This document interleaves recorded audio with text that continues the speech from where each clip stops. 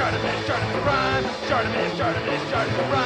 Reading comics, toys are hella sick, hella whacking it, taking bad hits, taking back hits. Subscribe. Show dinosaurs. I think it was the boss that was the Styracosaurus. Hey, what's up you guys? ShartimusPrime here, doing another Marvel action figure review on the ZD Toys Avengers Endgame movies Thanos. Now I don't know if ZD Toys is an official Marvel product seller. I did buy this off of eBay, but if you're trying to get your official Marvel figures, you can do so at Megalopolis, City of Collectibles, where you can pick up your Marvel Legends and all kinds of other action figures. They have their daily deals and an awesome rewards points programs. Check them out, link in the description below. I'm just a little confused on where the front of the packaging is over here. I did pay a little extra to get packaging with this figure, so I thought this is the front. But anyway, this looks like it's more like the back right over here. I don't understand what any of this says. It looks like some warning stuff, and then on this side you get a nice image. I do like that quite a bit. And then on the top it says Avengers Endgame. You can hear some stuff rattling around, and then there's nothing at the bottom. So let's get to it and crack this thing open.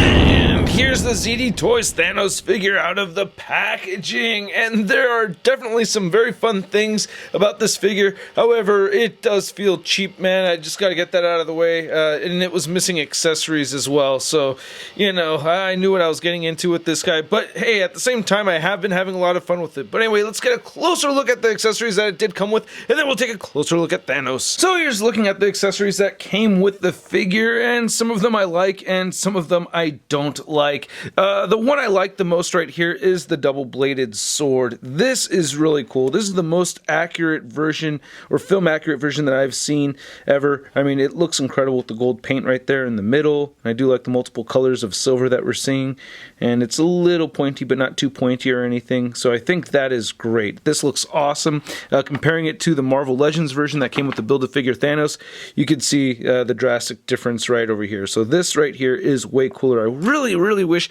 that this came with those purple flames that were shown in the product images. So yeah, that's just another disappointing thing. You get these two regular relaxed hands, which I actually have the figure posed with the most. You get a right hand for holding the sword, and it just doesn't work out. The plastic is super stiff over here, and separating these fingers to try to pry this handle in here is just super difficult to do. Very stiff, tough plastic. And the other thing is that this just does not fit onto the ball peg that goes onto the wrist right there. So that's also very frustrating. It's just not a shape that will go in. You really have to Dremel that out to get that to fit. It's not going to fit without some work done to it. So I just move this aside, don't use it at all. You get a regular relaxed hand for this side right here, but you can go ahead and remove this sleeve, which is a little tricky to do, but you could remove that, and then you have the Infinity Gauntlet that you could place right on there. And to take a quick look at it, it doesn't look too bad.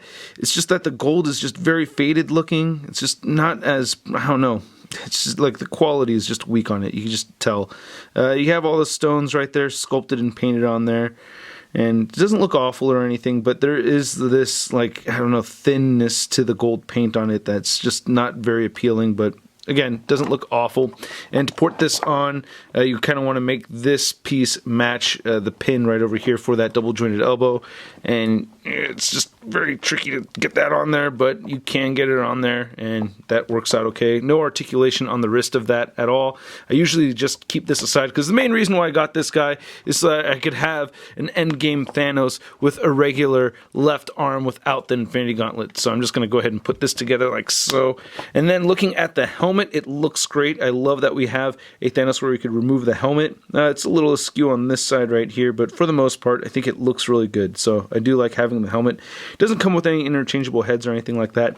And then, you know, I know it's good to have your fiber and everything, but we got floor, you know, and yeah, it's just not even really necessary to have this. This piece is kind of coming off right here, and it's just not even level, you know what I mean? It has this weird arch going on, so not very excited about this at all. I'm probably just going to put this back in the box, but hey, it has some paint detail to it. No pegs sticking out of it or anything like that. So here's looking at the head sculpt, which doesn't look too bad, even though it's very dark purple, you know, much darker purple than we've seen in the movies. So there's that. I mean, just to give you a comparison to the 80-year, or the 10-year anniversary version, you can see how much lighter this one is. And if you want to do a head swap, you can pull that off, but you're not going to really get a whole lot done as far as articulation goes. The peg right here just does not match. So you could rest it on there and it just looks a little bit weird, but you can try to mess with that if you'd like. But putting this right back on here, I am bummed out about the helmet rubbing some gold paint onto the head. That's just awful. So that's just really, really disappointing. So I'm bummed out about that, you know. Yeah, that gold paint's just smeared throughout the dome. There's also a crack in the back of his head right over there. So yeah, the quality here is just not high-end at all. It just kind of makes you appreciate, you know, official releases of figures, because these are just kind of the standards that they look out for. And you can see with the helmet on here, it does look a whole lot better, and it fits on there nicely. So I do like how the figure looks with the helmet on, more so with the helmet off. And looking at the rest of it, it doesn't look too bad, man. I gotta say, aesthetics-wise, you know, I'm liking the gold for the most part throughout on this guy. The skin tone, again, is just too dark, but you get some nice lines sculpted right there in the arms, so that's pretty cool. And you get this dark navy blue right there, looking really good. Looking on the back, doesn't look too bad right here. So I'm liking what I'm seeing for the most part. It doesn't look bad. It's just, you know, it has some things going on with it. You get these panels right here that can just shift out and move up a little bit, so that's cool. Kind of helps with the articulation a little bit. This right here is very annoying. Nothing really rubbed against it or anything like that. It's just kind of like that with the gold paint coming apart right there. So that's a bit irksome. And one thing to note is, you know, while we're talking about the aesthetics, when you move the joints around, it looks super gappy. I mean, that's pretty annoying. So you'll see that right here in the knees too. So these super gappy joints, yeah, a little irksome, but you know, it's kind of like what I'm getting right here to have this more film accurate Thanos. No peg holes at the bottom of the feet over there. Then looking at the back one more time, you get your Thanos butt flap and then your Thanos back. Now there's some things with the articulation that I like more so than the Hasbro version, but anyway, there's other things that I don't like. Okay, so first off, you can't really get the head to move up. It will move down a little bit. When you turn the head side to side, it's got that weird swinging side to side, so he can't look directly left or right, so that's a little irritating. The shoulders move outward that far and down just that much. You could rotate forward that much and back pretty far. You get a double jointed elbow, and the wrist is on that ball joint, so it could turn around and hinge up and down or side to side just a little bit. The diaphragm joint is very weak. It just shifts side to side a little bit. That's actually a lot more movement than we got on the Hasbro version, so at least you have a little bit of that, but I was kind of hoping for more articulation than that. It doesn't really crunch forward, or it just kind of shifts back a little bit, but it just goes right back into place. So yeah, and then you get these panels that can shift around and everything. You get a drop down feature with the hips, so that's really cool. I like that. And because these panels move out of the way, you can move the leg outward that far, and this panel can move a little bit. It's going to run into it some, but you can move the leg up that much and it'll move back. You get a flap that kind of moves around a little bit for you right over there for the butt. There's a little bit of swivel going on right over here, but not an actual thigh cut. You get double jointed knees, and you can see that gap right over there is just enormous. And then you can move the ankle down just a little bit. It doesn't really shift up, it's just level, and you can turn it side to side some, and it barely has any ankle pivot, but there is just a tiny bit of ankle pivot there. Now to measure out this ZD Toys Thanos figure, you can see that he's standing just a little under the 8.5 inch mark. And then for a size comparison, we have our ZD Toys Armored Thanos next to the Marvel Legends Build-A-Figure Armored Thanos.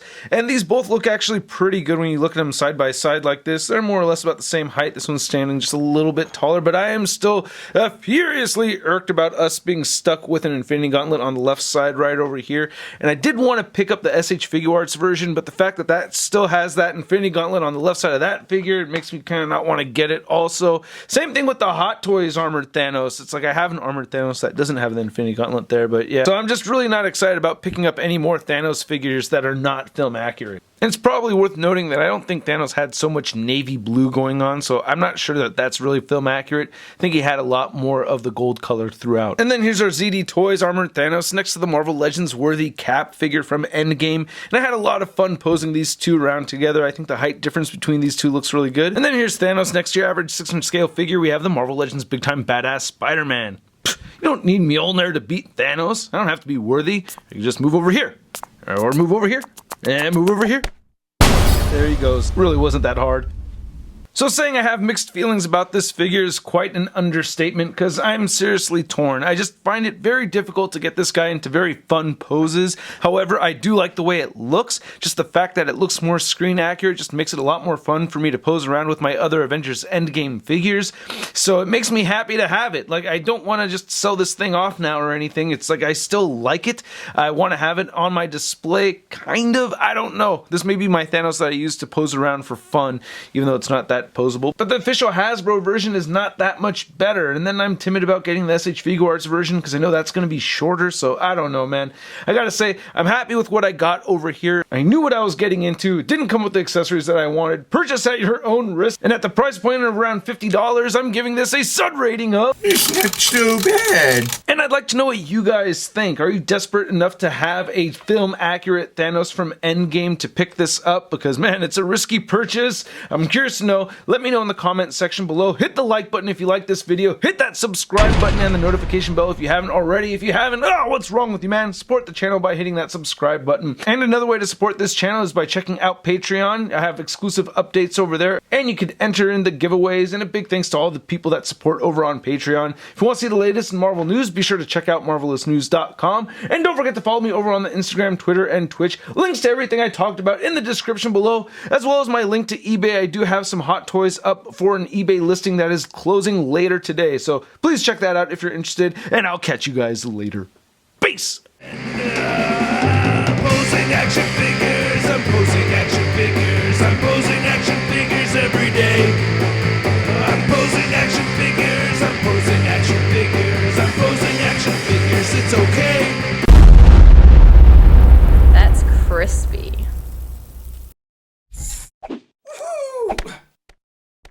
Hey, new ShartimusPrime videos. Hey, you should click one. Yeah, click on one of them. Or subscribe if you haven't. Your face, I said, we're shot in your face, I said, we're shot